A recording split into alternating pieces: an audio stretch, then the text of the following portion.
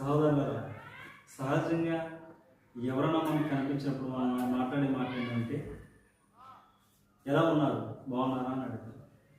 క్షేమంగా ఉన్నారా అని అడుగుతూ ఉంటాం. అయితే భక్తుడైన దావీదు కీర్తన ఏమని రాయబడిందంటే 16వ అధ్యాయము 2వ వచనంలో మాట రాయబడింది, నీవే ప్రభుడవు, నీకంటే నాకు క్షేమాధారం ఏది లేదు అని చెప్తున్నాడు. నీవే ప్రభుడవు, నీకంటే నాకు క్షేమాధారం ఏదీ లేదని చెప్తున్నాడు. ఎందుకంటే మనకు క్షేమంగా ఉండాలన్నా, మనం ఉండాలన్నా మనం ఏం చేయాలంటే ఆయన ఆధారం చేసుకోవాలి. ఆయనే ఆధారం చేసుకోవాలి.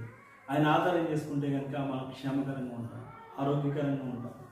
చాలామంది చూస్తున్నప్పుడు బాగున్నామంటే నేను బాగానే ఉన్నాను కానీ నాకు బాధలు తప్పలేదు అని చెప్తూ ఉంటారు. నాకు బాధలు తప్పలేదు అని చెప్తూ ఉంటారు. ఎన్నో